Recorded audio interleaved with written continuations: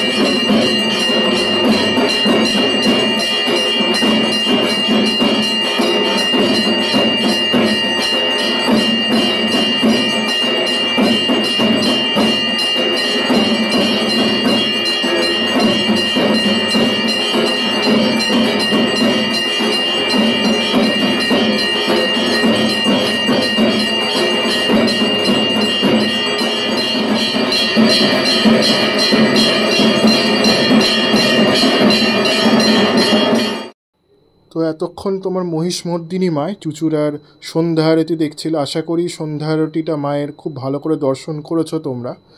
তো আমার ডিজিটাল চোখ দিয়ে তোমরা এই মায়ের সন্ধ্যা আরতিটা দেখলে, আশা করি তোমাদের ভিডিওটা ভালো লেগেছে। তো এখানের এই মন্দিরটা বেশ সুন্দর করে এনারা সাজিয়েছিল, তো আমার তো দেখে বেশ ভালো লাগলো। তোমাদেরও মন্দিরটা দেখালাম এবং মায়ের সন্ধ্যা আরতিটা দেখালাম এবং মাকেও দেখালাম। আশা করি তোমাদের ভালো লেগেছে। তো এই মাকে, এই পুজোটাকে কেন্দ্র করে পাশে একটা পুকুর ছিল, পুকুরে বেশ সুন্দর চন্দননগরের আলোকসজ্জা দিয়েছিল, সেটা তোমাদের দেখালাম। হুগলি, চন্দননগর, চুঁচুড়া এইগুলো বিখ্যাত হচ্ছে এই আলোকসজ্জাতে। তো চারিদিকে এরকম আলোকসজ্জা দেওয়া ছিল এবং মেলাও বসেছিল। তো এই সামনের কিছু মেলার ঝলক তোমরা দেখছো। এই পুজোকে কেন্দ্র করে এখানে কিছু মেলাও বসে, স্টল বসে বিভিন্ন খেলনা টেলনা নিয়ে। তো সেটা তোমরা এখানে দেখতে পাচ্ছ। তো আশা করি পুরো ভিডিওটা ভালো লেগেছে। ভালো লাগলে অবশ্যই লাইক, কমেন্ট, সাবস্ক্রাইব করো এবং পরবর্তী ব্লগের জন্য আমার চ্যানেলে জুড়ে থেকো। এইভাবেই তোমাদের আনন্দ দিতে থাকবো, এই কামনা করি।